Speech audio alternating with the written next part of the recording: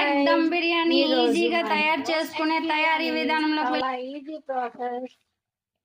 ముందుగా బంగాళదుంపలు గుడ్లు ఉడకబెట్టుకోవాలి. బంగాళదుంపలు గుడ్లు వేయించుకున్న తర్వాత రైస్ ముందే ఉడికించి పెట్టాను.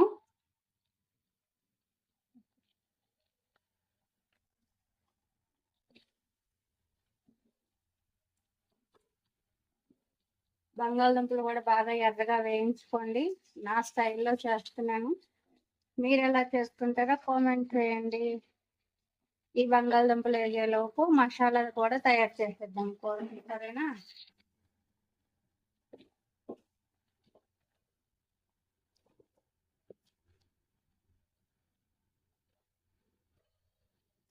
ఇవన్నీ కొద్దిగా మసాలా దినుసులు, ఉల్లిపాయ టమాటీ గ్రేవీ చేసేసి ముద్దాడేద్దాం.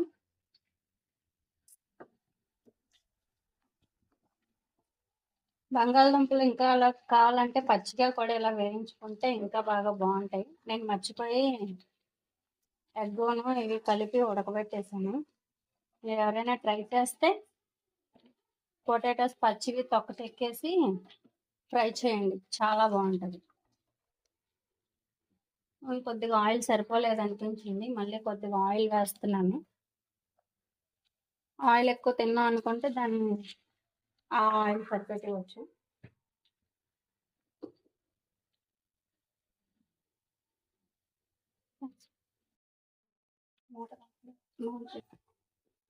ఇదిగోండి టమాటా, అల్లం వెల్లుల్లి జీలకర్ర, కొంచెం హోల్ గరం మసాలా, ఇలా మరీ మెత్తగా కాకుండా కొంచెం కచ్చపచ్చగా మిక్సీ చేసుకోండి.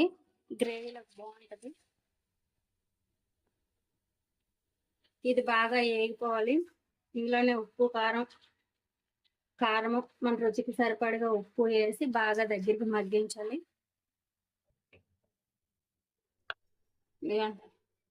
మా రుచికి సరిపడగా నేను కారం వేసుకున్నాను. ఇంకా సాల్ట్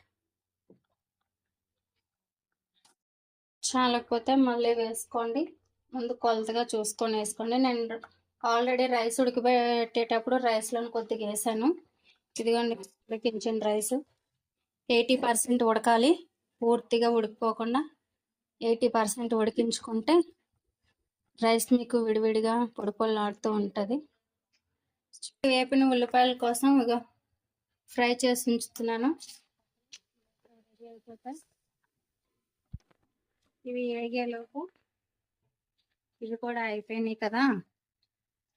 ఇదిగో చూడండి, మసాలా బాగా ఉడికింది. ఆయిల్ పైకి ఇలా తేలేంత వరకు ఇలా ఉడికించాలి.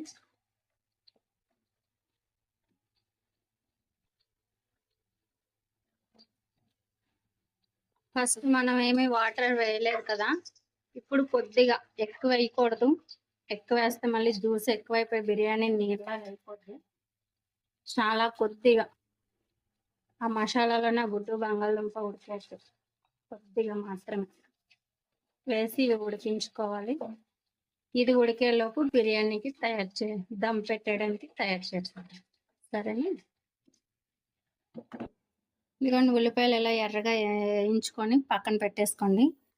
మళ్ళీ కొద్దిగా ఆయిల్ వేసుకోండి. ఎక్కువ అవసరం లేదు, ఆ గిన్నె మాడకుండా ఉంటే చాలు. ఇదిగో ఇలా నెయ్యేమో ఒక 2 స్పూన్ల నెయ్యిలోని కొద్దిగా పసుపు వేసుకుంటే ఫుడ్ కలర్ వాడే అవసరం ఉండదు. బయట ఫుడ్ కలర్లు అయ్యి ఒంటికి అంత మంచిది కాదు కదా. ఇది కలర్ కోసం. చూసాము, ఇక కూర అయిపోయింది కదా. ఇప్పుడు ఇలా కూర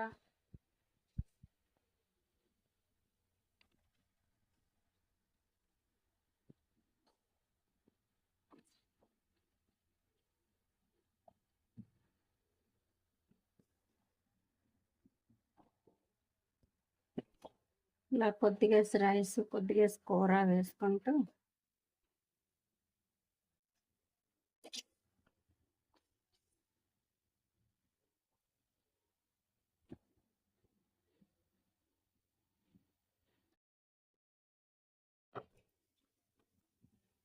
ఈ వేపిన ఉల్లిపాయలు ఉన్నాయి కదా, ఇలా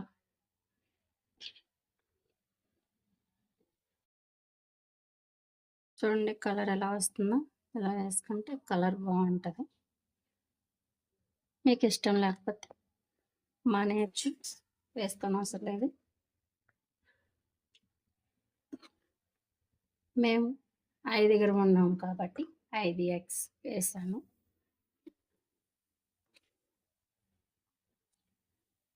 మీరు ఎంతమంది ఉంటే అన్ని ఎగ్స్ వేసుకోండి, సరేనా?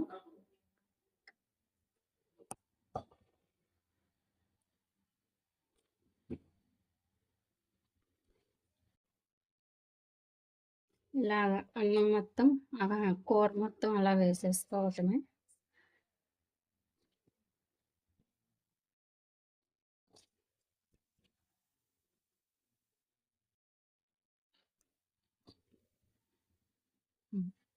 ఇదిగోండి, ఇలాగ ఒక 10 మినిట్స్ మూత పెట్టేసుకుంటే 20% అన్నం పలుకుంచాం కదా, ఆ 20% ఇలా ఉడికిపోద్ది, సరేనా? గుమ్మగుమ్మలాడే ఎగ్ దమ్ బిర్యానీ రెడీ. ఇదిగోండి చూడండి ఎంత కలర్ఫుల్గా వచ్చిందో. మీరు కూడా ట్రై చేయండి. ఇంకా లక్ష్మీ లడ్డు 22 ఛానల్ని లైక్ చేయండి, షేర్ చేయండి, సబ్స్క్రైబ్ చేయండి. మరిన్ని వంటల కోసం కామెంట్ చేయండి. ఎగ్ దమ్ బిర్యానీ ఇంట్లో ట్రై చేసి ఎలా వచ్చిందో నాకు చెప్పండి, మర్చిపోవద్దు. లక్ష్మీ లడ్డు 22 ఛానల్ని లైక్ చేయండి, షేర్ చేయండి, సబ్స్క్రైబ్ చేయండి.